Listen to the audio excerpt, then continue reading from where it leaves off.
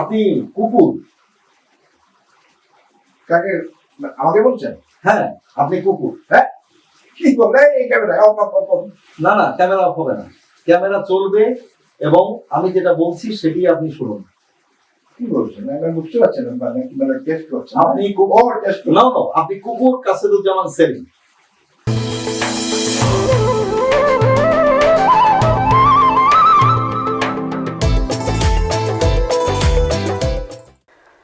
কবি কাশেদুজ্জামান সেলিম, আমার সবুজ মনে দর্শকদের জন্য আবারও তাকে নিয়ে আমরা কথা বলছি। আসলে ওনার জীবনের গল্পটা এত বিস্তৃত যে ছোট ছোট অংশে আমাদেরকে যেতে হচ্ছে বারবার, এবং সেটি আগামী প্রজন্ম, বর্তমান প্রজন্মের জন্য অত্যন্ত প্রয়োজনীয় একটি বিষয়। আমরা যদি এভাবে দেখি যে কবি কাশেদুজ্জামান সেলিম তিনি তো একাধারে কবি, গীতিকার, নাট্যকার, সুরকার, সাহিত্যিক। তিনি কিন্তু মানে মাইকেলের জন্ম জয়ন্তী উপলক্ষে নিয়মিত যে প্রকাশনা সুবর্ণ লিরিকের কিন্তু সম্পাদক।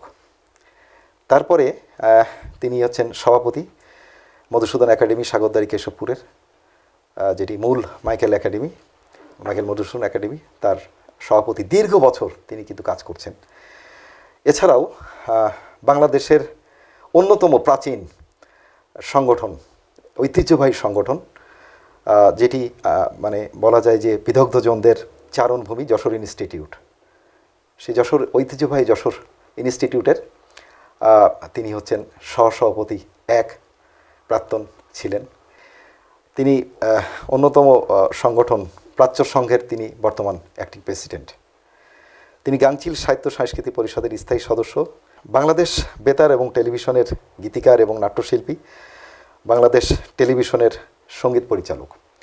এছাড়াও তিনি কিন্তু বাংলাদেশের, বিশেষ করে দক্ষিণবঙ্গের অত্যন্ত সুপ্রতিষ্ঠিত ব্যবসায়িক স্বনামধন্য প্রতিষ্ঠান বিসমিল্লাহ অটো, তার ব্যবস্থাপনা পরিচালক এবং প্রতিষ্ঠাতা।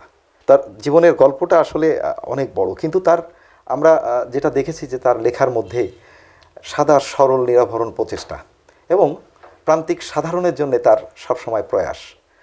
তার লেখনী হোক, সুরে হোক, কথায় হোক, গানে হোক, তার উপস্থাপনায় হোক, তার সাহিত্যে, সমস্ত কর্মে তিনি নানাভাবে প্রান্তিক সাধারণকে তিনি সবসময় অগ্রাধিকার দিয়েছেন। এখানে আমি একটু কবি সেলিম ভাইকে আমি জানতে চাই, এই অতি সাধারণত্ব, অতি প্রান্তিকতা মানুষদের জন্য আপনার যে ভাবনা, ক্রান্তিমুখী মানুষের জন্য যে ভাবনা, এই দর্শনটাকে আপনি কিভাবে উপলব্ধি করেন এবং কেন এই দর্শনটাকে আপনার মূল মাধ্যম হিসাবে, আপনি অন্যতম মাধ্যম হিসাবে ভাবেন? বিষয়টা একটি গানের কথা দিয়ে বলি আমি। এই গানটা আমারই লেখা। চোখ দুটো হয় যদি বন্ধ, নিজেকে মনে হবে অন্ধ। আসলে তা নয়, অন্তর চোখে দেখার মতো দৃষ্টি থাকতে হয়। তাহলে এই চোখটা যে বাহ্যিক চোখ, এই চোখই চোখ না, অন্তরে একটা চোখ আছে। এই অন্তর চোখে আমি প্রথমে যেটা দেখি, প্রকৃতি দেখি। এই প্রকৃতির এত বড় একটা ক্যানভাস, এ যদি সবাই দেখার ব্যাপারে একটা পার্সেন্টেজ তার জীবনের সে যদি বরাদ্দ রাখে, ওই লোকটা অনেক এগিয়ে যাওয়ার পথে হাঁটতে থাকবে বলে আমি বিশ্বাস করি। তো সেরকম প্রকৃতির যে ন্যাচারালের যে গুণ, সে নদীর বেলায় আসেন, পাখির বেলায় আসেন, ফুলের বেলায় আসেন, আর ফলের বেলায় আসেন, আপনাকে অভিভূত করে ফেলবে। তো এইটা আপনি দেখবেন না? তো আপনি প্রশ্নটা খুব চমৎকার। এই যে সাধারণ মানুষ, ক্রান্তিমুখী মানুষ, তারা তো পরিবেশ এবং এই পরিবেশেরই অংশ।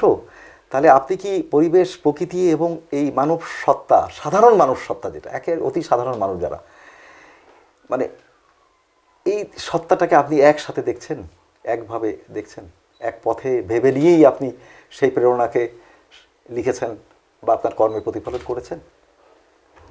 একটি ভালো প্রশ্ন করেছেন। আমি আমার একটু স্মৃতিতে ফিরে যাই। জি। জগৎ বিখ্যাত চিত্রশিল্পী এস এম সুলতান। জি। এস এম সুলতান যশোর, বৃহত্তর যশোরের নড়াইল জেলায় ওনার জন্ম। তো আমি যখন পাবলিক স্কুলে পড়ি, আমার শৈশব কৈশোরে, উনি আমাদের খণ্ডকালীন শিক্ষক ছিলেন, ইচ্ছা হলে আসতেন, না হলে আসতেন না সুলতান স্যার। তো ওনার পরে বড় সুলতান স্যারকে চিনেছি, এত বড় মানুষ আমরা শিশু বয়সে জানতাম না। তো ওনার এই পেশিবহুল আঁকা যে ছবিগুলো, তো এই বিষয়ে যখন গবেষকরা গবেষণা করেছেন বা উনি যখন নিজে মুখে বলেছেন, আমরা জানতে পেরেছি উনি আমাদের কৃষককে, প্রান্তিক মানুষকে সবচেয়ে শক্তিশালী মানুষ মনে করতেন, আর কাউকে না। কারণ উনি উৎপাদন করে, ওরা সেই উৎপাদনের ফল ভোগ করে সারা পেশার মানুষগুলো। আচ্ছা, খুব গুরুত্ব দিত। এই জন্য দেখবেন এসব সুলতানের ছবি দেখবেন, সব মাসুলওয়ালা, সব দানবীয় চেহারা মতো, আপনি বুঝতে পারবেন না, আমরা বড় হয়ে বুঝেছি। ঠিক। তাহলে প্রকৃতি থেকে কর্ষণ করে, চেষ্টা করে, বীজ লাগিয়ে, আবহাওয়ার সহায়তা অসহযোগিতার পরেও এই মানুষ বাঁচার যে অনুপ্রেরণা পায়, তার চেষ্টায় নিশ্চয় তার মূল শক্তি হচ্ছে তার এনার্জি। ওই এনার্জি থেকেই মানুষ কিন্তু সাহসী হয়ে ওঠে। তো আমার মনে হয় প্রকৃতির সাথে যদি মানুষের প্রেম থাকে, তাহলে ওকে আর পিছিয়ে আসতে হয় না। প্রকৃতি এত এত নিবেদন তার জীবনে প্রত্যেকটা ক্ষেত্রে। পরিবেশ যদি আপনি না বোঝেন তাহলে কিন্তু আপনি পিছিয়ে গেলেন। ওইখানে কথা বলা যাবে, ওইখানে কথা বলা যাবে না, আপনি বোঝেন না। যত কথাই আপনি বলেন না কেন, আপনি যত শব্দভাণ্ডার আপনার থাকুক না কেন, আমি এই কথা আপনাকে এই কারণে বলছি যে আপনার যে উপস্থাপনা, যে স্টাইল, আমি কিন্তু ঘেমে যাচ্ছি এই কারণে যে আপনার প্রশ্নের ধরন নানামুখী। অর্থাৎ এ প্রশ্নের জবাব দেওয়াটা, আমরা যারা লিখি নিমগ্নভাবে, তারা যখন লেখার ব্যাপারে আমাদের সারা পৃথিবী আমরা দেখি, কিন্তু কথা বলার ব্যাপারে অত সহজ নয় আপনাদের মতো করে বলা। আমরা চেষ্টা করি এভাবে বলতে বলতে বলতে বলতে হয়তো আমরা আরও এগিয়ে যাব। তো সেই জায়গাতে আমি ফিরে যাচ্ছি, দুধের রং সাদা বলে আমরা জানি, রক্তের রং লাল বলে আমরা চিনি। এটা কীভাবে চিনি বা কীভাবে জানি? প্রতিষ্ঠিত সত্য। সূর্য পূর্ব দিকে ওঠে, প্রতিষ্ঠিত সত্য। চাঁদ আলাদায়, প্রতিষ্ঠিত সত্য। তো এই প্রতিষ্ঠিত সত্য কিন্তু মূলত প্রকৃতি। একে কে বাঁচিয়ে রাখে? প্রকৃতি বাঁচিয়ে রাখে, পরিবেশ বাঁচিয়ে রাখে। আপনাদের গ্রিন ওয়ার্ল্ড, সবুজ পৃথিবীর স্বপ্ন যারা দেখছেন, আমি তাদেরকে বলবো, সবুজ পৃথিবীর স্বপ্ন আপনি দেখছেন না কেন? আপনি অন্যায় করছেন। ঠিক হচ্ছে না। সবুজ যে আপনাকে বাঁচিয়ে রাখে, প্রতিনিয়ত আপনার বন্ধুর মতো, গার্জিয়ানের মতো, তাকে আপনি ভালোবাসবেন না? ভালোবাসার একাংশের একটু বেশিটুকু দিয়ে দেন তাদের, একাংশ নয়। সবুজ বাঁধবেন, আমি বাঁধব, নদী বাঁধবেন, আমি বাঁধব। কবি বললেন তার মতো করে। এটি ব্যাপারটা এমন যে উনি প্রকৃতি এবং এই বাস্তুতন্ত্র, এই পরিবেশের যে শক্তি, অমেয় শক্তি, সেই শক্তি মানুষের শক্তি, এবং মানুষ এবং প্রকৃতি পরিবেশকে তিনি একসাথে মিলিয়ে কিন্তু এর উত্তরটা দিলেন। আমার সবুজ মনের দর্শক, আমরা শুনছিলাম এই অসাধারণ যে গুণী ব্যক্তিত্ব, তার নানা জীবনের কথা এবং গল্প। তো এবার আমরা একটু যাব এই বিদগ্ধজনের বিভিন্ন রকমের সম্মাননা অর্জন রয়েছে, সেটি অনেক রকমের। তো আমরা এখানে যেটা দেখেছি যে উনি অর্জন সমূহের মধ্যে মহাকবি মাইকেল মধুসূদন একাডেমি পদক তিনি পেয়েছেন, বাংলাদেশ কবিতা সংসদ স্বর্ণপদক তিনি লাভ করেছেন, বাংলাদেশ মানবাধিকার ফাউন্ডেশন পদক তিনি লাভ করেছেন, ডক্টর মোহাম্মদ মনিরুজ্জামান পদক, আমাদের দেশের অত্যন্ত বিজ্ঞ শিক্ষাবিদ, তার নামে যে পদক, অত্যন্ত সম্মানজনক ব্যক্তিত্ব, এই যশোরেরই কৃতি সন্তান তিনি, তার নামে যে পদক সেটি তিনি লাভ করেছেন। তিনি সঙ্গীত এবং নাট্য অভিনয়ের জন্য ভারত থেকে লেখক এবং গুণীজন হিসাবে অত্যন্ত বিখ্যাত ভারতের যে অননশীল যে পত্রিকা চোখ, সেই চোখ পত্রিকা পদক, এবং এটাই উপমহাদেশের অন্যতম একটি খ্যাতিমান ইন্দো বাংলা মৈত্রী পদক এবং সম্মাননা পদক তার রয়েছে। এছাড়াও তার অসংখ্য প্রাপ্তি এবং পদক তার ঝুলিতে রয়েছে। তার আপনার অসংখ্য সৃষ্টিশীল কাজ, আমি যখন মেলা আগের থেকেই আপনার কাজ সম্পর্কে যখন জানছিলাম, আসলে সে কাজগুলো আমাদের মানব জীবনের জন্য প্রয়োজন, জানা প্রয়োজন, নতুন প্রজন্মের জন্য জানা প্রয়োজন, তারই ক্ষুদ্র একটি প্রয়াস। অসংখ্য সৃষ্টিশীল কর্ম আপনি করেছেন, মানুষ, পৃথিবী, রাষ্ট্র এবং সমাজের জন্য আপনি একটা উদাহরণ সৃষ্টি করেছেন, প্রেরণা দিয়েছেন। আপনি নানা ঘরনায় কিন্তু কাজ করেছেন, গান, সুর, কবিতা, সাহিত্য রচনা, শিশুতোষ কর্ম, প্রকৃতি ভাবনা, মানবাধিকার, নানা বিষয়। আপনার প্রেরণায় আপনার বাবা বাদেও কাদের প্রেরণা বা কীভাবে প্রেরণাগুলো আপনি পান, যদি একটু সংক্ষেপে আমাদের বলেন। আমার বিশ্বাস, আমার আস্থা, আমার ভালোবাসা, আমার নির্মাণ, আমার বর্তমান, আমার অতীত, আমার ভবিষ্যৎ, অনেক কথা মিলেই একটা মানুষ টোটাল হয়। সেই টোটালটার হওয়ার রেসে আছি আমি। টোটালটার হওয়া যায় না, স্বপ্নটা থাকে যে আমি কী করে টোটাল হতে পারি। যার কাছ থেকে আমি সবচেয়ে বেশি অনুপ্রাণিত হয়েছি, ওনার নাম হচ্ছে অ্যাডভোকেট হাবিবুর রহমান। জি। তো আমাদের যে স্বপ্নের বীজ দানা রোপণ করেছিল ওই হবি চেয়ারম্যান চাচাই, অ্যাডভোকেট হাবিবুর রহমান হবি। পরবর্তীতে উনি বিশিষ্ট নাট্যকার কালপুরুষ নামে তিনি লিখতেন। এনারও অনুপ্রেরণা আমাকে দুরন্ত হতে সহযোগিতা করেছে।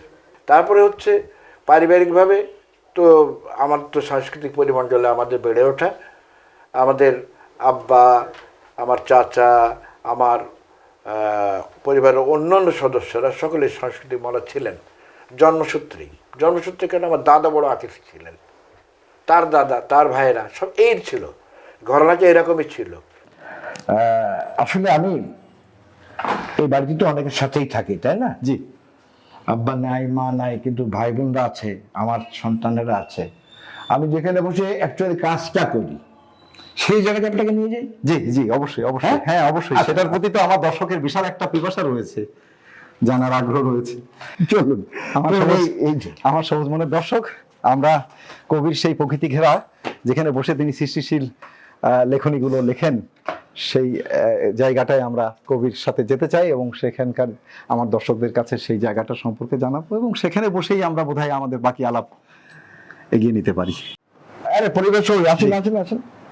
জি। আচ্ছা, এত সময় যে আপনি আমার সাথে ঘুরলেন না, জি।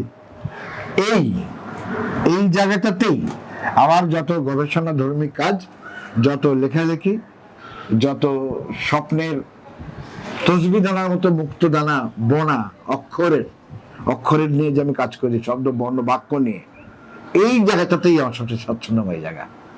বাহ, এখানেই বোধহয় আপনার। হ্যাঁ আছেন, তাহলে বসি। জি, কথা বলি। শিওর, আপনি বসুন আগে। আচ্ছা, আপনি বসেন। তাহলে এখানে আমার মনে হয় যে এখানে বসেই আমরা আপনার জীবনের বাকি কথা গল্পটা আরো কিছু জানার চেষ্টা করব এখানে বসে। আপনার যেহেতু প্রিয় জায়গা আপনার। আমার খুবই প্রিয়। বসেন। আমার সবুজ মনের দর্শক, আমি কবির সেই কাঙ্ক্ষিত প্রিয় জায়গা, ওনার যে বাড়ির একদম শেষ তলাতেই ওনার ঝোল বারান্দা এবং প্রকৃতি ঘেরা যে জায়গা, সেখানে আমের গাছ, নারকেলের বিথির ছায়া, আলো রোদের খেলা, এবং সেখানে দিনে এবং রাত্রে কবি বললেন যে এখানে বসেই তিনি তিনার সৃষ্টিশীল নানা কাজগুলো করেন। তো সে এখানে বসেই আমরা আমাদের নানা কথায় আমরা এখন চলে যাব।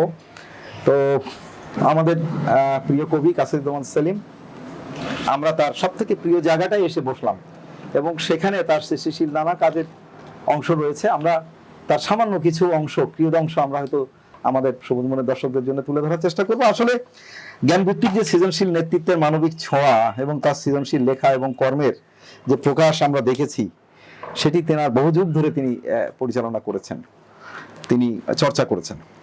তার শিশুতোষ ভাবনা, শৈলী, বোধকে সমাজ রাষ্ট্রে জাগ্রত রাখার যে লড়াই, তার কর্ম এবং লেখার মাধ্যমে মানুষের শিষ্টাচার, নৈতিকতা এবং মানবিক মূল্যবোধকে এগিয়ে দিয়েছে বারবার।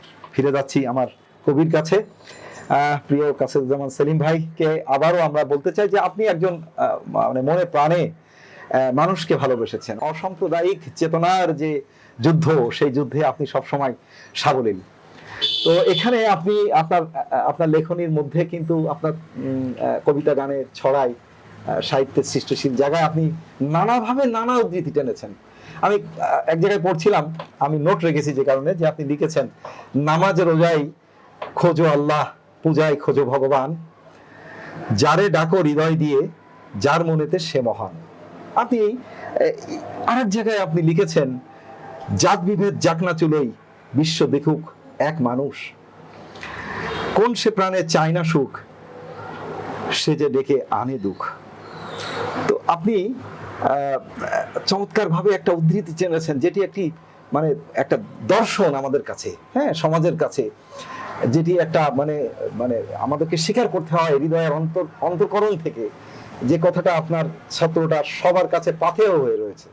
আপনি লিখেছেন, লোকটি বরাবরই গোড়া জাত ব্রাহ্মণ, নিজ সন্তানকে বাঁচাবার জন্য জরুরি 4 ব্যাগ রক্তের প্রয়োজন। খগেন দাস 2, মোকামালি দুই।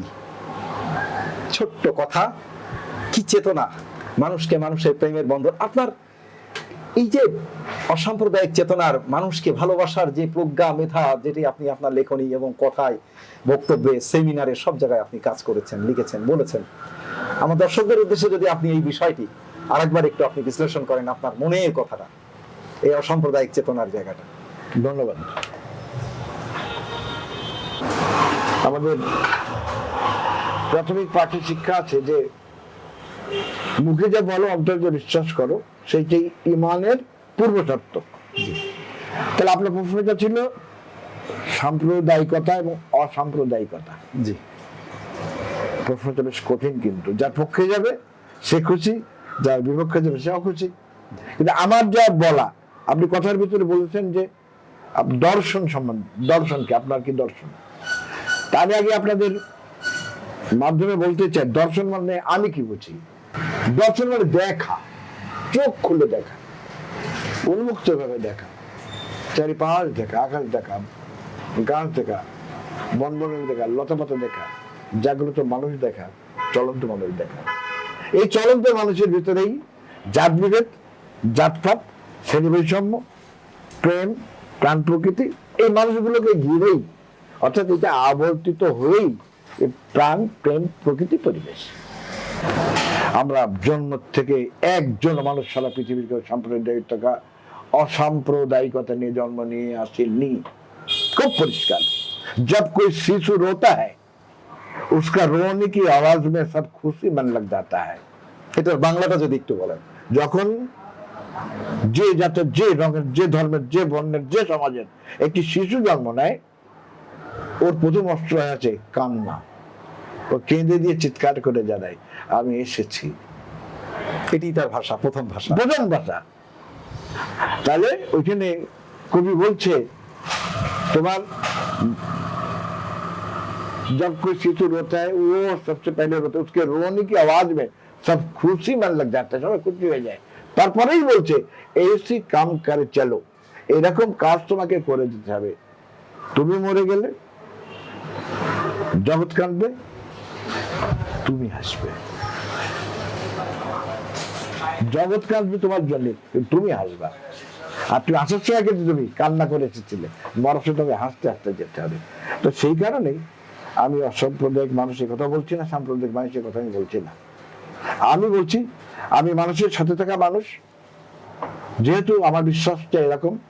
আপনি ওই জাতের, মানলাম আপনি ওই জাতের, আপনার নাম অনন্ত, আমার নাম রহিম, হতেই পারে। যখন আপনি এখান থেকে কেটে দেন, রক্তের রং লাল। যে রক্তের রং লাল একই মানুষের, একই প্রাণের, আমি বিভেদ বুঝি না ভাই। আমি সাম্প্রদায়িক মানুষ নই। আমার শঙ্খধ্বনিও ভালো লাগে, আমার আজানের ধ্বনিও ভালো লাগে, যেহেতু ওতে সুর আছে। আমার একটি বই আছে, এটা আমার কাছেই রেখেছে, আমি একটু বলতে চাচ্ছি খুব পরিষ্কার, যে মানুষ হলো মূলত ভ্রূণ, সকল প্রাণও তাই। কবে আসবে সেই জগৎ, সবে মিলে ভাই ভাই। থাকলো সাম্প্রদায়িকতা, থাকলো না। পরিবেশ বলুন, আপনি পরিবেশ থাকলো না। হ্যাঁ, চমৎকার। আপনি আমাকে যে প্রশ্ন করেছেন, বলছি আমি, কে বলেছে সত্য নাই? কে বলেছে বলুন? সবুজ বিরাজ করে তা সবখানে, মিথ্যাকে করো ধুলাই, শান্তি শ্মশান গুরুস্থানে। শান্তি বলে শ্মশানে আর গুরুস্থানে, ওইখানে আর জাত নেই। কই তোমার প্রাণের অস্তিত্ব নাই। আমাদের সেই কারণে আমাদের এই মেসেজ ভাই, চোখ খুলে চলুন। আর কিচ্ছু পাচ্ছেন না, পাবেন না যখন, একটা জিনিস আপনি মাথায় রাখবেন, যেটা আমি আদেশ মিশ্রিত অনুরোধ করছি আপনাকে। আপনাকে বলে তুমি প্রকৃতির কাছে চলে যাও, পরিবেশের কাছে চলে যাও। পরিবেশে কি করবে, কি পাবেন আপনি? তো দুষ্কৃর লোক আর ভালো লোক আপনি পাবেন। তাকে তুমি মনে করলেই তুমি দেখবা তুমি সংশোধিত হয়ে যাচ্ছ। এখানে হিন্দু মুসলিম দরকার নেই, খগেন কাকা আর রহমান ভাই দরকার নেই। যে লোক আদর্শ মানলো ওকে আপনি চেনেন, কিন্তু আদর্শবান শিক্ষককে আপনি চেনেন। সাম্প্রদায়িকতা শেষ। একটা লোক অ্যাক্সিডেন্ট করেছে, যে হিন্দু কি মুসলিম কি আপনি জানেন? দরকার দেবে জান কি জন্য? কে বলেছে আপনাকে? কে বলেছে আপনি সাম্প্রদায়িক? সেই জন্যই তো আপনি রক্তের যে কথাটা লিখেছিলেন, যে খগেন দাস দুই, মোকামালি দুই, দুজনই রক্ত দিল সেই মনুষ্য রোগীকে। হ্যাঁ, দুজনের রক্ত লাল রং। এইটাই আপনার লেখনী। তার জীবন নিয়ে কথা বলছিলাম। কাসেদুজ্জামান সেলিম ভাই। আমরা তার জীবন জুড়েই কিন্তু প্রকৃতি আর পরিবেশ ভাবনার দেখা পাই। অসংখ্য লেখা, কর্মময় জীবন, সামাজিক সেবাতে তার প্রকৃতি, পরিবেশ, বন, বন্যপ্রাণী, জীববৈচিত্র্য, জলাধার, ইভেন শিশুতোষ লেখাগুলোতেও তার প্রকৃতি নির্ভর নানা লেখা। আমাদের যে প্রশ্নটি সেটি হচ্ছে যে আমরা অত্যন্ত নিষ্ঠুর এবং বর্বরতা এবং অমানবিকতা দিয়ে আমরা আমাদের বন্য প্রাণী, বন্য পাখি এবং বাইরে থেকে আগত পরিযায়ী পাখিগুলোকে আমরা হত্যা করছি, শিকার করছি, খাঁচায় বন্দি করছি। দেশীয় ঘুঘু, টিয়া, ময়না, কাকাতুয়া, শালিক পাখি পর্যন্ত ঘরে রেখে দিচ্ছি তাকে বন্দি করে। এবং এটি এমন একটা ব্যাপার যে আইনি নানা রকম বড় বড় শাস্তির কথা আছে, কিন্তু সেটি বাস্তবে প্রয়োগ কিন্তু দেখা যায় না। এবং এই ব্যাপারে আমাদের তাচ্ছিল্য এবং অবহেলা। পরিবেশ প্রকৃতি বিষয়ক প্রকৃত সংগঠন যারা একেবারে যারা বেস্ট কাজ করেন মাঠে সব সময়, তারা একমাত্র আপ্রাণ চেষ্টা করে যাচ্ছেন নানাভাবে। এটার ব্যাপারেও আছে নানা তাচ্ছিল্য এবং অবহেলা। এবং আমরা সবাই জানি যে এই প্রকৃতিতে বন্য প্রাণী পাখিরা বেঁচে থাকার জন্য, আমাদের বেঁচে থাকার জন্য অন্যতম সহায়ক শক্তি। এটা আমরা জানি, কিন্তু বিশ্বাস করি না, ধারণ করি না, কাজ করি না। তো এই জায়গা থেকে আমার প্রিয় সেলিম ভাইয়ের কাছে আজকে একটি প্রশ্ন রাখতে চাই। আপনি একজন প্রকৃতি বান্ধব লেখক, পরিবেশ বান্ধব লেখক, যেটা আমি আগেই বলেছি। কিভাবে মানুষের মনকে বদলানো যায়, কি ধরনের আমরা পথ খুঁজে পেতে পারি এই বিষাক্ত ছোবল থেকে, এই বন্যপ্রাণী পাখিদেরকে খাঁচায় বন্দি রাখা, মেরে ফেলা বন্য পাখি এবং প্রাণী? আপনি একটু আপনার কাছ থেকেই শুনতে চাই, প্রজন্মের জন্য, মানুষের জন্য আপনি কি বলতে পারেন আপনার কথাগুলো? ধন্যবাদ। পরিবেশ সবুজ, আপনি চলে যান না 50 বছর আগে, খুব একটা বেশি দিন না। কোনো পেস্টিসাইড অর্থাৎ বিদেশি কোনো কোম্পানির কোনো ঔষধ, কীটনাশক, স্প্রে, বিষ আমরা কিনতাম না, দোকানও ছিল না, ব্যবহার করতাম না। এবং সেটা কিন্তু বেশি আগের কথাও না, সেদিনকার কথা। সেদিনকার কথা। পোকালা বেগুন খেতাম, বেগুনে পোকা ধরতে, হ্যাঁ পোকা ধরতে হবে। ডাঁটা কিছু অংশ মোটা হয়েছে, কিছু অংশ মোটা হয়নি, হতে হবে। গাছ বাঁচছে না, কেন গাছকে বাঁচতে পারছে না? মাটি বদল করে দিলে, আমার গোবর সারে ছিল সম্পদ, আমার বিচালি পল ছিল সম্পদ, ধ্বংস করে দিয়েছে একদল কুচক্রী, আগ্রাসী একটি শক্তি। তারা সালফেট বিক্রি করবে, পটাশ বিক্রি করবে, পটাশিয়াম বিক্রি করবে। দেখেন কোথার থেকে প্রকৃতি আঘাত করছে। সেই পটাশিয়াম, সেই বিষ খেয়ে আমার প্রাণী অসুস্থ হয়ে পড়বে, আমার পাখি মাঠে যাবে না। পাখিকে কে দায়িত্ব দিয়েছে যে এত পোকা তুমি ওই জমির থেকে খেয়ে ফেলে দাও? দায়িত্ব দিয়েছে তিনি স্রষ্টা, তিনি আমার আপনার চেয়ে অনেক বোঝেন। স্রষ্টা অনেক বেশি জানেন আমার মানুষ শ্রেষ্ঠ সমস্ত জাতির মধ্যে, তাদেরকে কি করে সুখে শান্তিতে ভরিয়ে রাখবে। আমার কবিতার একটি লাইন আছে, আমি দ্ব্যর্থহীনভাবে বলতে চাই। আমার কবিতার লাইন আছে, কি বলবো, একটা লাইন বলি। না না, বলেন অবশ্যই। হ্যাঁ, সূর্যকে হাতের মুঠোর ভিতর আটকে রাখা যায় না, রাতের দরজায় খিল এঁটে সকালকে রোখা যায় না। বলেন, সূর্যকে হাতের মুঠোয় আপনি আটকে রাখতে পারবেন না? আমাদেরকে বলতে দিতে হবে, যা বলেন বলতে চাই। প্রকৃতিকে আটকে রাখা যাবে না, প্রকৃতিকে আটকে রাখা যাবে না। উদার আকাশ, উদার প্রকৃতি, উদার, দিচ্ছে দিচ্ছে দিচ্ছে, ওখানে আটকানো কে? আপনি কেন আপনি আটকাবেন?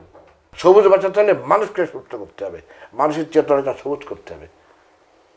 ওরে সবুজ, ওরে অবুজ, আদমরের, ওরে আমার কাঁচা, আদমরদের ঘা মেরে তুই বাঁচা।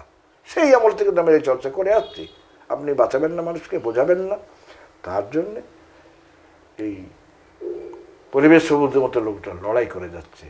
কি পেয়েছে কি পায়নি এই হিসাব এই কারণে করেনি যে কিছু মানুষ জগতে থাকে ঘরের খেয়ে বনের মোস্তালায়। তো এই বনের মোস্তালানোর দায়িত্ব তো সবাই নিতে পারে না।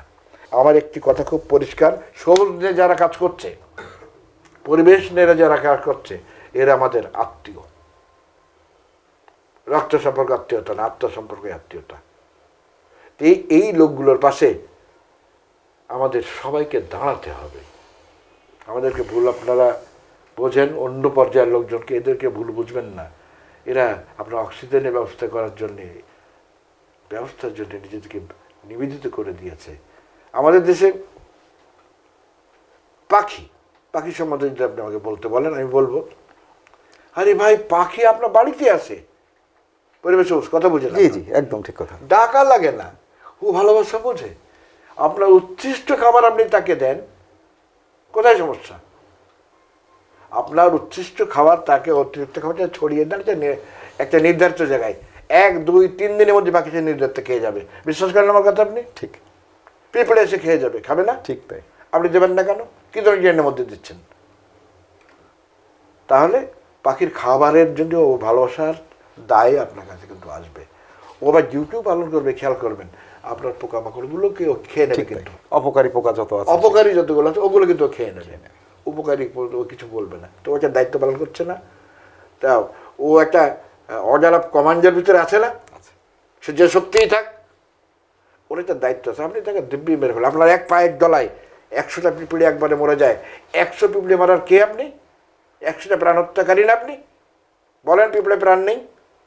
তা যখন আমি আপনি বলতে পারছি না, তাহলে আপনাকে মাথায় রাখতে হবে, আমাকে মাথায় রাখতে হবে যে আমি দিতে পারি না, তো আমি কেড়ে নিতে পারি না। খুব পরিষ্কার। এটা নার্সিংও করবেন না, জন্মও দিতে পারবেন না, আপনি তাকে মেরে ফেলে দেবেন। তো সেই কারণে সবুজ প্রকৃতি, সবুজ জীবনকে নিয়ে যারা স্বপ্ন দেখছেন, এই স্বপ্নচার ওই মানুষগুলো যদি বেঁচে থাকে, একটা দেশের আবহাওয়া, জলবায়ুর ব্যাপারে যারা কাজ করছে, যারা স্বপ্ন দেখছে, এই স্বপ্ন দেখা মানুষগুলোকে পৃষ্ঠপোষকতা প্রয়োজন, এটা আমি দাবি করছি। যার যার সামর্থ্য অনুযায়ী। তাহলে প্রত্যেকটা সেক্টরগুলোকে আমরা, ছোট সেক্টরগুলোতে যদি শুরু করি, আমরা যদি তাকে একটু সাপোর্ট দিই, তাতে আগামী বাঁচে, আগামী প্রজন্ম উন্নততর জীবন উপভোগ করার মতো অবস্থান তৈরি করে যায় এবং সেইটা বিস্তৃত হয় দেশ থেকে দেশান্তরে।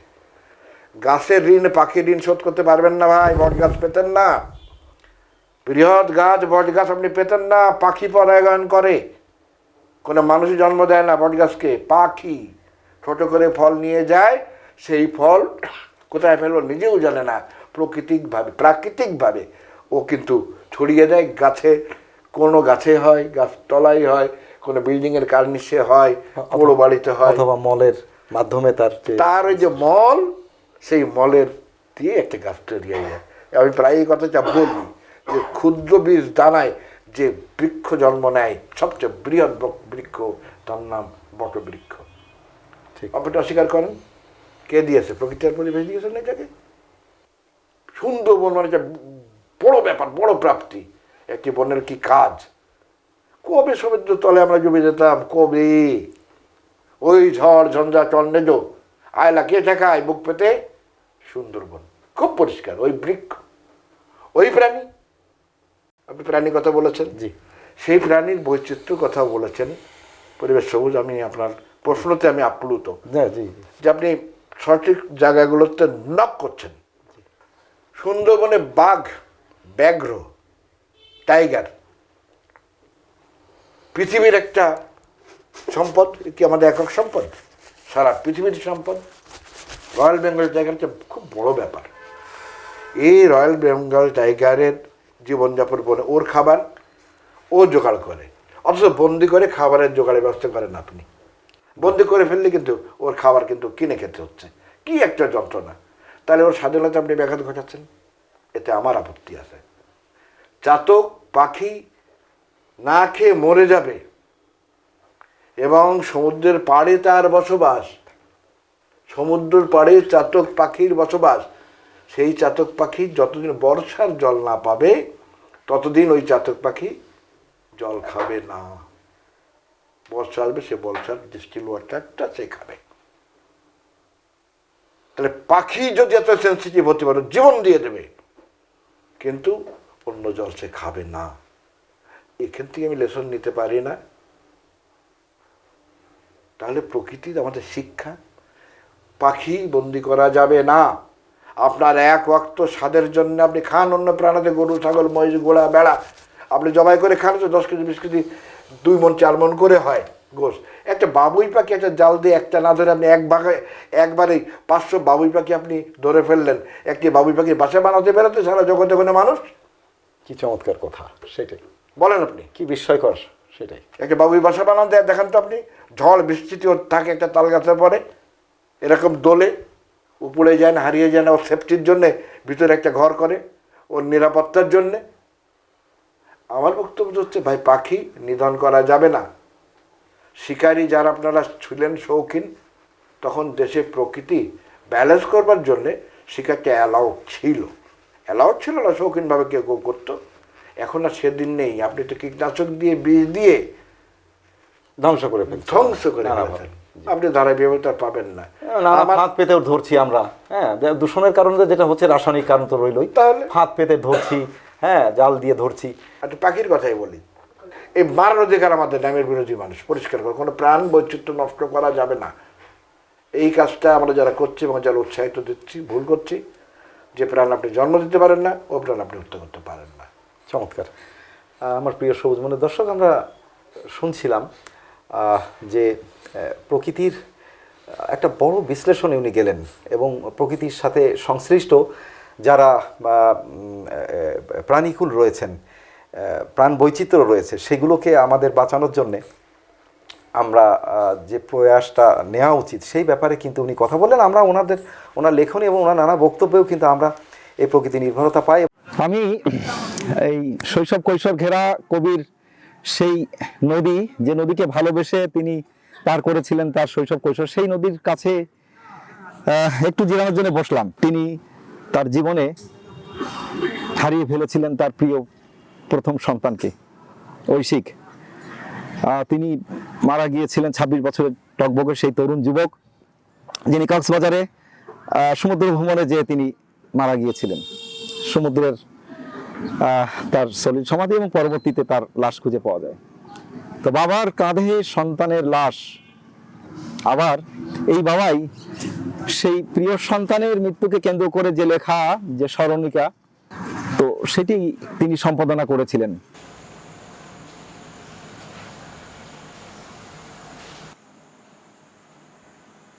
আমি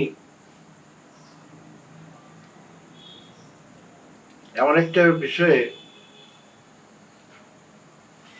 কাজ করেছি, সেটা হচ্ছে অনেক লেখালেখি করেছি। আমার প্রকাশিত গ্রন্থের সংখ্যা 20-এর অধিক, পত্রিকা সহ। তো এইরকম সম্পাদনা আমার মতো পিতা হয়ে আর যেন এরকম কোনো সংখ্যার সম্পাদকের দায়িত্ব জীবনে না নিতে হয়। এটি সত্যি যে মানুষ জন্মগ্রহণ করলে তাকে একদিন চলে যেতেই হয়। আমার বড় সন্তান, ওর নাম রাফিদ ঐশিক।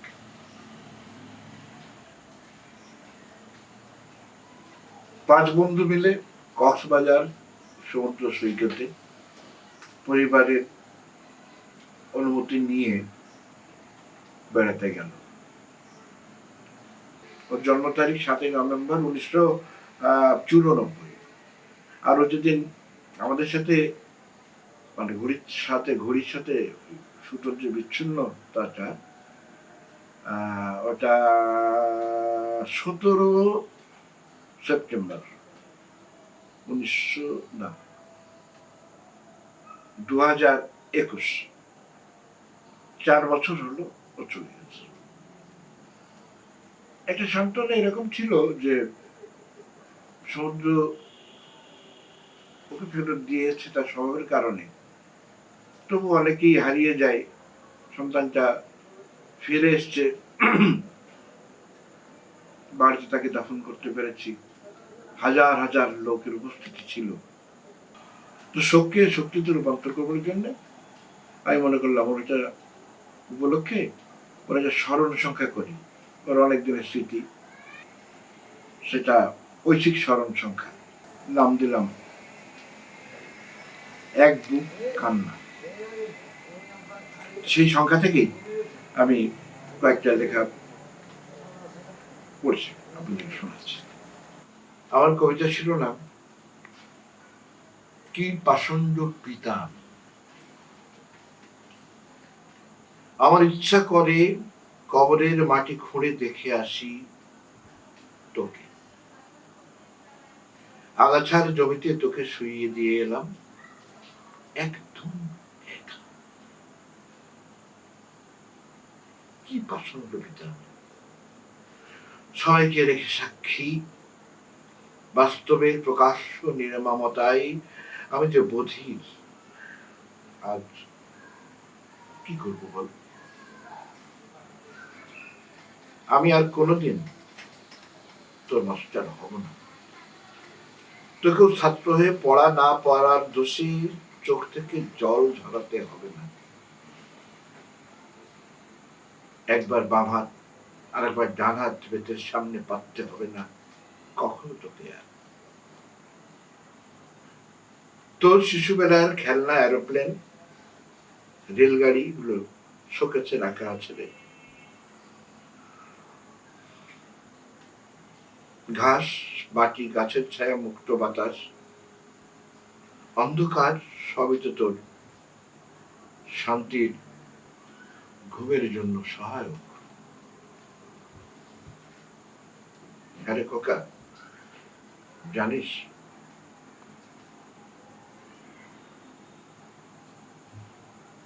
তোর মায়ের চোখকে লুকিয়ে বাড়তি আর কিছু টাকা আলাদা করে তোকে আর দিতে পারবো না কোনোদিন। আমাকে 10 দিন ধরে বলে বলে তোর মা রাজি করিয়ে তোকে কক্সবাজার পাঠানোর অনুমতি নিয়েছিল। তুই তো মাকে বলেছিলি, মা আমি কি এখনো ছোট আছি,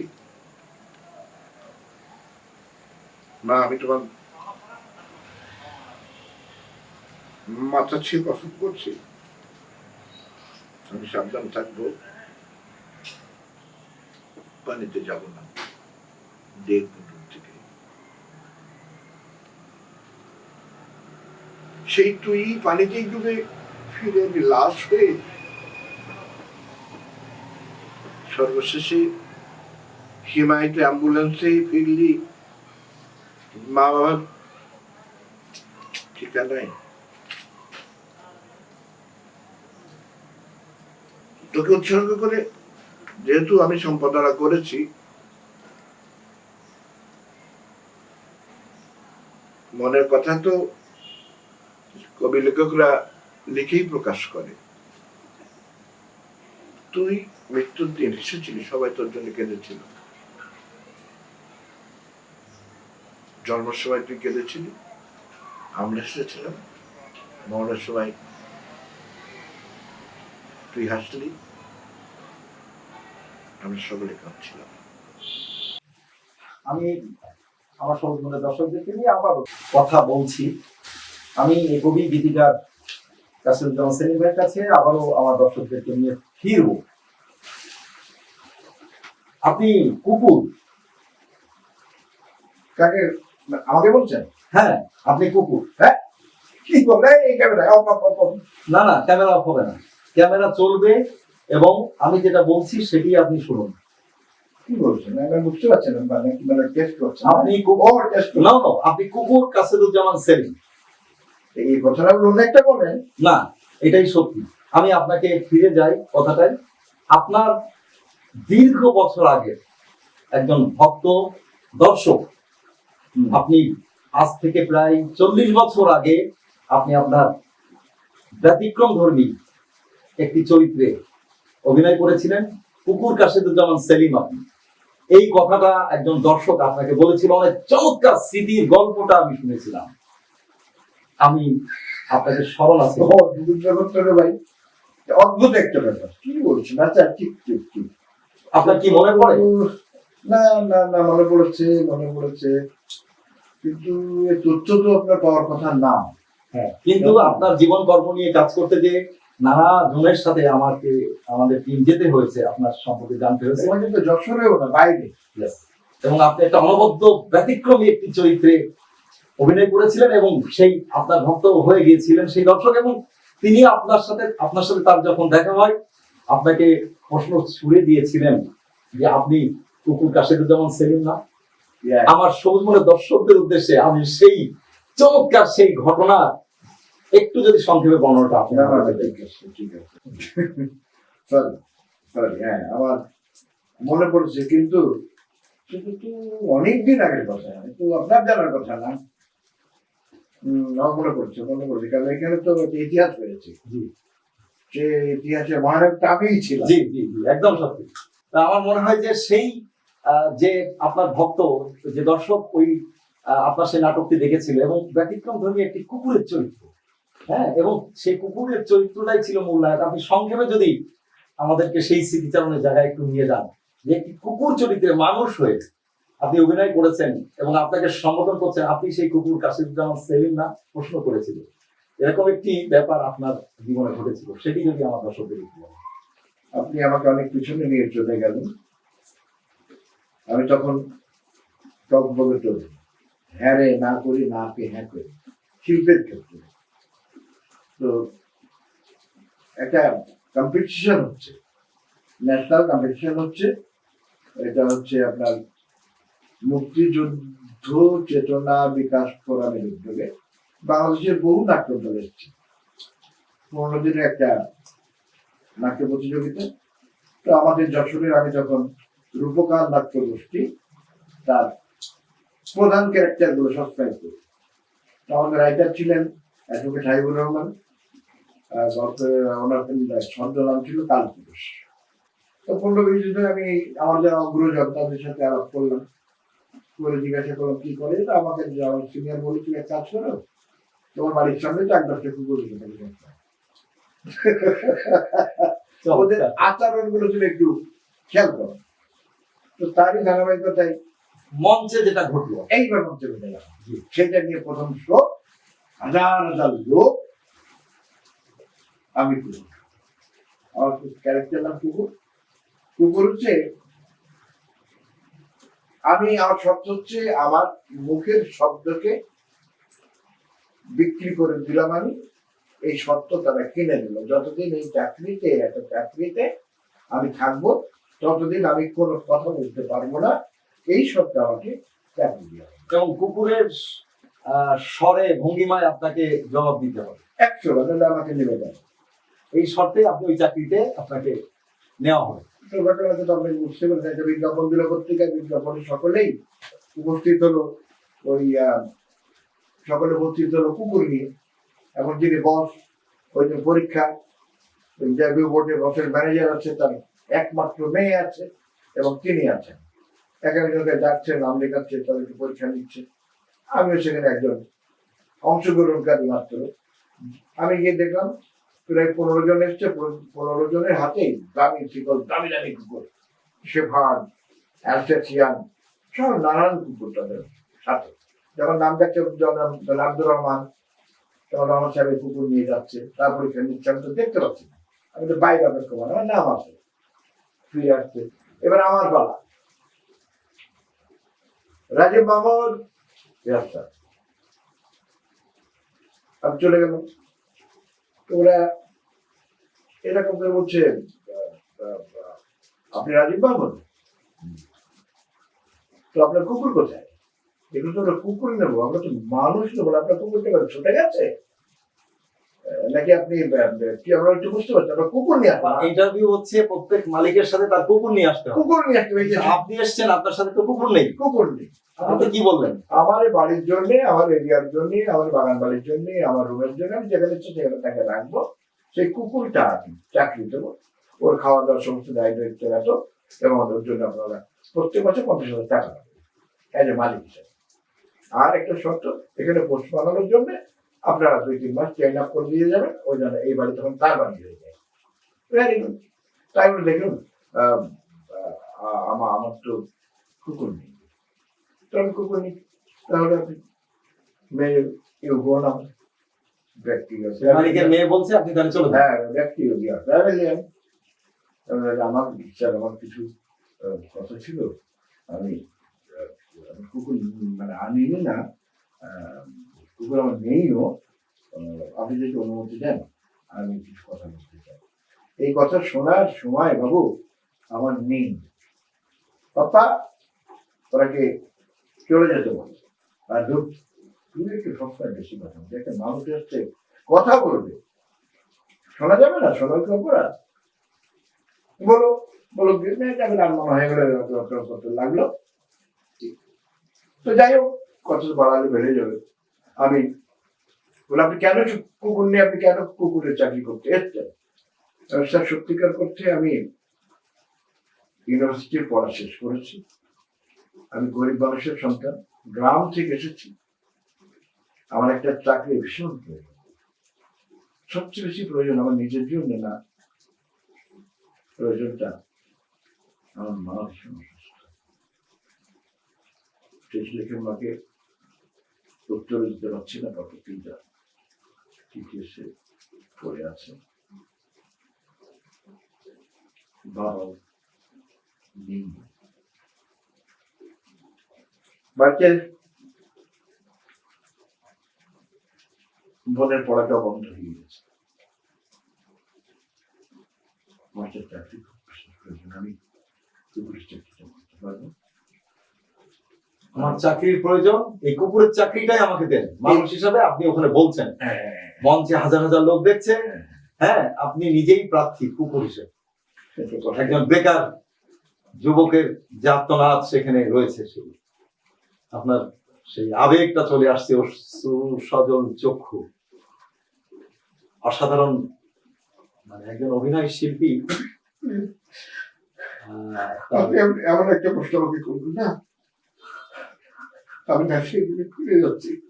আমার সবুজ মনে দর্শক, আমরা অভিভূত যে যিনি জাত শিল্পী, তিনি তার জীবনে এত বর্ণাঢ্য অভিনয় করেছেন, অথচ তিনি একটি কুকুরের চরিত্র অভিনয় করতে হয়েছে। সেই চরিত্রের ভিতরে ঢুকে যে যেখানে কুকুররা হচ্ছে প্রার্থী, চাকরি প্রার্থী, সেখানে একজন মানুষ হিসাবে আমাকে কুকুর হিসাবে রাখেন, এই কথাটা একজন শিল্পী যখন বলছেন, তার ভিতরে সেই সত্তা দিয়ে তিনি যখন অভিনয় করেন, তিনি আবেগ আপ্লুত হলেন। এবং একজন জাত শিল্পীর মধ্যে এই সত্তা না থাকলে, এই মনন না থাকলে, এই হৃদয়ঙ্গম মতান না থাকলে তিনি অভিনয় করতে পারেন না। আমি ক্ষমা প্রার্থী। ঠিকই আছে। তো যাই হোক, ওইখানে আমার চাকরিটা হয়ে গেল। শর্ত একটাই, যতদিন এই বাড়িতে আমি চাকরি করব ততদিন আমি মানুষের ভাষায় কোনো কথা বলতে পারবো না, এই এগ্রিমেন্টে ফিল করলাম। মাসিক স্যালারি বাড়িতে চলে যাবে, মানিয়ে যাবে, আমি বাড়িও যেতে পারবো না। উনি বিদেশে থাকে, তার মেয়ের জন্য সে মন্ডলকে বিশ্বাস করছে না, কুকুরকে পাহারা দেবে। ক্লিয়ার হচ্ছে না? আচ্ছা আচ্ছা, সেই সব স্ক্রিপ্টটা এরকমই ছিল, স্ক্রিপ্ট হয়েছিল। হ্যাঁ, ওকে, স্ক্রিপ্ট হয়েছিল। তো আমি চাকরিতে জয়েন করলাম। আমি ওদের যা আদেশ নিষেধ সব আমি যা যা বলতো সব আমি করতাম, এবং আস্তে আস্তে আমি শিখেও গেলাম, সব শিখে গেলাম। এবং আপনি সেই কুকুর চেয়েছে তারা, আপনি মানুষ হয়ে কুকুরের চরিত্রে ওখানে অভিনয় করতে, যে সেখানে আপনার ভাববাচ্য কথা, নানা ভাবে ভঙ্গিমায় সারা নাটকের দৃশ্য জুড়েই আপনাকে কুকুরের আমার তো পাহাড়দারি ছিলাম, আমি তো বলছি কুকুরের আমার স্বরে কথা বলতে। আমার কাছে জবাব নেই খালি। এবার রেজাল্ট বেরো গেল নাটকের, আচ্ছা আচ্ছা, রেজাল্ট হয়ে গেল। হ্যাঁ। 5-7 দিন পরে তো রেজাল্ট হলো। হ্যাঁ। সব ডাক্তার দলের প্রতিনিধিরা গিয়েছে, আমরা কাছে আমরা গিয়েছি দল বেঁধে। শ্রেষ্ঠ অভিনেতা 22 দলের মধ্যে ঘোষণা, শ্রেষ্ঠ অভিনেতা টম কুকুর চরিত্রে কাসেদুজ্জামান সেলিম। আচ্ছা আচ্ছা আচ্ছা, শ্রেষ্ঠ অভিনেতা আমি। ওই যে কাণ্ড রইল এই ব্যাপার, সব জায়গায় দলাদলি আছে। ওরা বলে আমরা বিশ্বাস করি না, ক্যাসেট বাজায় কুকুরি ডাকলে হবে? আমরা বুঝি না। আচ্ছা, মানুষকে এরকম ডাকে নাকি? উনি দেখে আমরা দেখাচ্ছি না, আমাদের সবাই ওই হাজার হাজার লোক ফাইনালের দিন। তাহলে তো কবি, আমার দর্শকদের জন্যও তো সেই ডাক আপনার ডেকে শোনানো উচিত। এটি তো চমৎকার একটা ব্যাপার। সেটি যদি এখন আজ থেকে 40 বছর পরে সম্ভব হয়। তখন তো আসলে অ্যাকচুয়ালি আমি প্র্যাকটিস করেছিলাম। হ্যাঁ, হ্যাঁ, তো হ্যাঁ আমার মনে আছে, ওই জন্য আপনি কুকুর সেলিম, আপনি কি কুকুর সেলিম বলে আপনি তো আচ্ছা মানুষ রে ভাই। না না, আমি এরকম আসলে আপনার সম্পর্কে তো জানতে হয়েছে, প্রান্তিক অনেক মানুষরা, সাধারণ মানুষ, গুণী মানুষরা আপনার সম্পর্কে বলেছেন। হ্যাঁ, সেই জন্য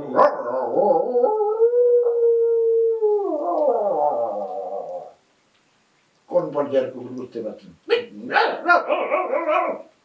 আরেকটা পর্যায়ে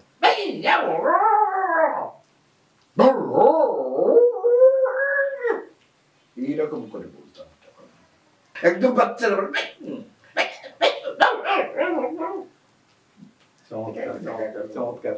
এটা প্র্যাকটিস করতে হয়েছিল না, এমনি তো হয়নি, শিখেছিলাম। করতে হয়, যেটা তো জীবনে নিতে পারেন কোনো কিছু, তাহলে সেটা হয়ে যায়। এই যেটা ঐতিহাসিক ঘটনা 40 বছর পরে ফিরে এসেছে, তা আমি একজন অ্যাক্টর হিসেবে আর কি চাই আমার জীবনে? সেটাই সেটাই। এবং আপনি আবেগে আপ্লুত হয়ে গেছেন, আপনার চোখে পানি এসছে। একজন জাত সত্তা, জাত শিল্পী হলেই এটা সম্ভব। আপনি তার পরবর্তীতেই আপনি পেরেছিলেন যেটি হচ্ছে যে একজন দর্শকের সাথে আপনার দেখা, এবং সেই আপনাকে এই প্রশ্নটা ছুড়ে দিয়েছিল যে আপনি কুকুর কাসেদুজ্জামান সেলিম। আরে সত্যি সেই জন্যই চেম্বার অফ কমার্সের, যশোর চেম্বার অফ কমার্সের আমি তো নির্বাচিত প্রতিনিধি, জি তো ওই ভোটের জন্য গিয়েছিলাম। জি। তো বিভিন্ন জায়গায় অনেক লোকজন, তখন ওই লোক কাসেদুজ্জামান সেলিম, তখন আপনি কি কুকুর কাসেদুজ্জামান সেলিম, মানে ইমানে বলছি আমি। আমি খুবই লজ্জিত এবং দুঃখিত, আমার সবুজ মনের দর্শক, এত গুণী একজন মানুষকে আমি কুকুর বলে আসলে সম্বোধন করেছি। আমি প্রথমে আপনাকে বোঝাতে পারিনি, এই জন্য আমি খুবই আন্তরিকভাবে। না না না, আপনি আপনি যে আমার সংশোধনীও দিয়েছেন, তার মানে মন দিয়ে শুনেছেন, জি, আমি প্রীত। Thank you. প্রকৃতি পরিবেশ নিয়ে অসংখ্য লেখা রয়েছে আমাদের এই গীতিকার এবং কবি। যেমন পশুদের বিয়ে উৎসব, এই কবিতায় উনি বন্য প্রাণীদের নিয়ে দারুণভাবে তিনি গানের কবিতা লিখেছেন। নদী, খাল, বিল, পুকুর, গাছ কেটে ফেলা এবং নিধন করা, জীববৈচিত্র্য ধ্বংস হচ্ছে, কিংবা সার কীটনাশকের অপপ্রয়োগ, মানে এর যে অপকারিতা, এবং এসব কারণে রাষ্ট্র ধ্বংস হয়ে যেতে পারে একসময়, মানব জাতিটাই ধ্বংস হয়ে যেতে পারে। এই ব্যাপারে তিনি লিখেছিলেন সামনে মহাবিপদ নামের দারুণ একটি কবিতা। ওনার আরও ইনফরমেশন নামে একটি কবিতায় আমরা ভেজাল এবং অসাধু ব্যবসায়ীদের ব্যাপারে তিনি সতর্কতা করেছিলেন, দ্রব্যমূল্য বৃদ্ধির ব্যাপারে তার কষ্ট, ক্ষোভ। আরেকটি শিরোনামে কবিতা ছিল, সেটি হচ্ছে বিষয়টি দেখুন। এই কবিতায় কিন্তু খাবারের বিষ, প্লাস্টিক দূষণ, ওষুধের ভেজাল, কবি এগুলো তুলে ধরেছেন। আমরা এরকমভাবে যদি যাই, তাহলে এরকম নানা লেখনীতে তিনি পরিবেশের নানা বিপর্যয়, প্রকৃতির নানা বিপর্যয়, নানা প্রতিকূলতা তুলে ধরেছেন, এবং সেগুলো যে মানব সমাজকেই ধ্বংস করছে, শিশুদেরকে ধ্বংস করছে, প্রজন্মকে ধ্বংস করছে, আমাদের জীবন প্রদীপ নিভিয়ে দিচ্ছে। আমাদের প্রাণ বৈচিত্র্য বেঁচে থাকলেই তো আমরা সুস্থভাবে বেঁচে থাকবো। তো এই বিষয়টি উনি নানাভাবে লিখেছেন। তো আজকে আমার একটি ছোট্ট প্রশ্ন থাকবে এই বর্ণ ব্যক্তির কাছে, যে আমরা এই পরিবেশ প্রকৃতির যে বিপর্যয়, সেখানে রাষ্ট্র, সমাজ, পরিবেশের যারা আছি আমরা সমাজে, সবারই তো দায়িত্ব ছিল। এটি অনেক বিস্তৃত একটা ব্যাপার। আমরা এর উত্তরণ খোঁজার শুরুটা কিভাবে করতে পারি, বন্ডিংটা, এটা যদি আপনি একটুখানি আমাদের দেশবাসীর উদ্দেশ্যে, পৃথিবীর উদ্দেশ্যে যদি একটা মেসেজ, আপনার মতো গুণী মানুষ ভাবনায় তো আমাদের, আপনার মেসেজটা যদি দেন এই বিষয়ে, একটু জানতে চাই। ধন্যবাদ আপনাকে। তো আমার বক্তব্যটা খুবই পরিষ্কার, যা কিছু কল্যাণকর তার মধ্যে বাঁধব নিরন্তর, খুব স্টেট কথা। তো যখনই আপনি কল্যাণ ভাবনায় আসবেন, তখন প্রকৃতি পরিবেশ এসেই যাবে। সেই প্রকৃতি পরিবেশ নিয়ে যারা কাজ করছেন, এই মানুষগুলো অবহেলিত, খুবই দুঃখের কথা। এত কিছুর পৃষ্ঠপোষকতা আছে, এবং যার কাগজে কলমে সব কিছু হয়ে বিলিং হয়ে তারা তার সুবিধা ভোগ করছে, অথচ যারা সবচেয়ে দুর্গম কাজটি করছে, দুরাহ কাজটি করছে, এই রিস্ক যারা নিচ্ছে, আমার একটা আহ্বান, উদাত্ত আহ্বান। তো আহ্বান শুধু আমি বলে সরে যেতে চাই না, আমি নিজেও অংশগ্রহণ করেও দেখাতে চাই যে সবুজ নিয়ে, প্রকৃতি নিয়ে, পরিবেশ নিয়ে যারা কাজ করছেন, রাষ্ট্রীয় পৃষ্ঠপোষকতা তাদের প্রয়োজন। বাঁচবে না তারা, জীবন যাপনে তাদের অনেক চাওয়া পাওয়া না, অনেক বড় স্বপ্ন দেখা আছে, কিসের জন্য? এদেশ, এদেশের মাটি, এবং এখান থেকে যদি একটা সাকসেসফুল কিছু হয় তাহলে সেটা সারা বৈশ্বিক হয়ে যাবে, সারা বিশ্বের সুফল ভোগ করবে। এটা একটা দুঃসাহসিক কাজ তারা করছে, তাদেরকে আপনার সহযোগিতা এখন এগিয়ে আসুন। আমি আপনাদের সাথে এনগেজ গেলাম কী করে? আমি এনগেজ গেলাম এই কারণে যে আপনারা আমার একটু বিরাট কিছু করে দেবেন এই লোভে না। আমি সদ্ভাবনা মানুষ, আমি একটি সৎ কর্মের সাথে যুক্ত হতে চাই। এই যদি আখেরাতের কথা বলেন, তা আখেরাতে আমি এর মধ্যে পাচ্ছি, আমার কাছে ভয়ের কিছু নেই, আমি বুঝি এটা। মানুষের মঙ্গল হয় এই জাতীয় কাজ যদি আপনি করেন, পুণ্যের কাজ করছেন, এখানে অপরাধের কিছু করছেন, আপনাকে সাপোর্ট দেওয়া উচিত। আমি আমার জায়গা থেকে বলছি, আমি সাপোর্ট করছি, আমি সাপোর্ট করতে চাই। আপনাদের সবার প্রতি আমি অনুরোধ করছি, বিষয়টা বুঝুন, 5 বার বুঝুন। এক মুঠো চালে কিন্তু একটা পরিবারের 7 দিনের খাবারের ব্যবস্থা হয়ে যায়। কেন আপনি এই ব্যাপারে সহযোগিতা করবেন না? আমি শুনছিলাম সজমনের দর্শক, আসলে যেটি উনি বলার চেষ্টা করলেন, আসলে আমি প্রশ্নের জায়গাটাই ওনার লেখার ভিতরেই তো প্রকৃতি প্রেম, পরিবেশের প্রেম, সব ক্ষেত্রেই উনি মানুষকে নিয়ে উনি ভেবেছেন। তো সেখান থেকেই উনি চাইলেন, উনি জানালেন ওনার মনের কথা। আগামী দিনে জলবায়ু পরিবর্তন হচ্ছে এবং বিশ্ব উষ্ণায়নের ব্যাপারটি রয়েছে এবং নানা দূষণ রয়েছে। আমরা যেভাবে বলছি যে পরিবেশগত বিপর্যয় রোধ করতে গেলে যেমন নানা প্লান্টেশন প্রয়োজন, যেগুলো আর্থিকভাবে সরকারের পৃষ্ঠপোষকতা দরকার বড় বড় কোম্পানির সাথে, ছোট কোম্পানিগুলোর সাথে, তাহলে তারা তাদের দূষণ তারাও চায় কমাতে। তো সেখানেও একটা আমরা চাই যে সমব্যথী হয়ে এই কথাটা জানাতে, যে সরকারও সেইভাবে উদ্যোগ নিক যাতে দূষণগুলো কলকারখানায় না হয়। পাশাপাশি যারা সামাজিকভাবে অত্যন্ত ভালো অবস্থায় আছেন এবং নানা কলকারখানার ভিতরে ইন্ডাস্ট্রিয়াল যারা রয়েছেন, তারাও এগিয়ে আসেন, সমাজপতিরা এগিয়ে আসেন, সাধারণ মানুষও এগিয়ে আসুক, পরিবেশ প্রকৃতি বাঁচুক, আমরা সবাই বাঁচব। নইলে আমরা যেভাবে প্রকৃতিকে খুঁড়ে আমরা গলা টিপে হত্যা করছি, একদিন এই প্রকৃতি আমাদেরকে তার প্রতিদান দেবে অত্যন্ত নৃশংসভাবে। পৃষ্ঠপোষকতা হলে আপনারা সত্যিকারের দেশের জন্য, মানুষের জন্য কাজটা করে দেখাতে পারতেন যে আমরা সঠিক ছিলাম, সে জায়গায় আপনারা পৌঁছাবেন। কিন্তু অনেক কষ্ট হবে, হতাশ হবেন না। আর দেশবাসীর প্রতি আমার আবেদন যে আপনারা ক্ষুদ্র ক্ষুদ্র সমর্থন দিয়ে তাদেরকে বাঁচিয়ে রাখুন। সবাই ভালো থাকবেন। আশা করি আমার এই মেসেজটা সারা বিশ্ব মাঝে ছড়িয়ে যাবে যে সবাই মিলে যদি সত্যের সাথে থাকি, মিথ্যের পর্যায়ে হবে। ধন্যবাদ। আমরা এখন মূলত চলে যাব একেবারে শেষ প্রান্তে, যে আজকে তার কাছ থেকে আমরা কিছু শুনতে চাই আমাদের দর্শকদের উদ্দেশ্যে। এই শুনতে শুনতেই আমরা প্রিয় কাসিমুজ্জামান সেলিম ভাইয়ের কাছ থেকে আমরা বিদায় নেব। এটা বাজে, হ্যাঁ, অনেকদিন বাজাই না, তো এটা বাজানো হয় না।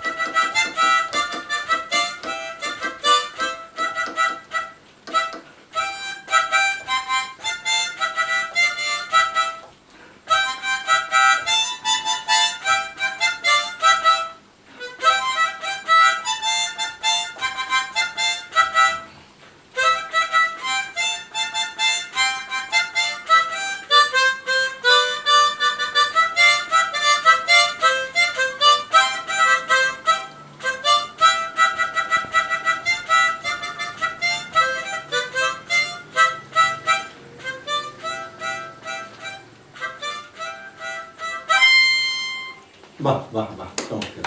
আপনি অনুরোধ করলেন, খুব চমৎকার। এবং গানটা বোধহয় ছিল যে বন্ধু 3 দিন তোর বাড়িতে গেলাম, দেখা পেলাম। না। রাইট, খুব জনপ্রিয় গান। তো তো প্রিয় সবুজ অনুরোধ বন্ধু তো দর্শক, রাখতে হয়, তাই না? তিনি কথা রাখলেন এবং এই গুণী মানুষ নানাভাবে তিনি গানের সাথে সংশ্লিষ্ট ছিলেন, নির্দেশক হিসাবে, পরিচালক হিসাবে কাজ করেছেন নিজে।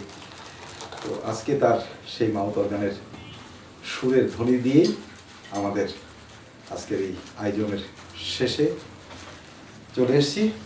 সকলে ভালো থাকবেন। প্রকৃতি পরিবেশ ভাবনা নিয়ে এই গুণীজনের সাথে কথা বললাম, তার জীবনকর্ম নিয়ে কথা বললাম, এবং আমরা আগামীতে নিশ্চয় তার জীবনকর্মের কথা, কাজ, অসমাপ্ত কাজ অনেক কিছু রয়েছে যেগুলোতে আমরা আবারও চোখ রাখবো। ততক্ষণ আপনারাও সাথে থাকুন, চোখ রাখুন গ্রিনসেফটির পর্দায়। সবুজ বাগান, জীবন শান্তিময়। আমি আশিক মোহাম্মদ সবুজ। আবারও অন্য কোনো মানবিক, নান্দনিক, বরেণ্য মানুষ অথবা সাধারণ মানুষ যাদের জীবনকর্ম এবং প্রকৃতি পরিবেশ ভাবনা নিয়ে আপনাদের সামনে হাজির হবে। ততক্ষণ চোখ রাখুন গ্রিনসেফটির পর্দায়। সবুজ বাগান, জীবন শান্তিময়। সকলের জন্য শুভকামনা। আপনাকেও অনেক অনেক শুভেচ্ছা এবং শুভকামনা রইল। আপনাদের টোটাল ইউনিটকে শুভেচ্ছা, আপনাকে শুভেচ্ছা, ভালোবাসার সবটুকু গ্রহণ করুন। ধন্যবাদ। সবুজ বাড়ান, জীবন শান্তিময়। Green safety.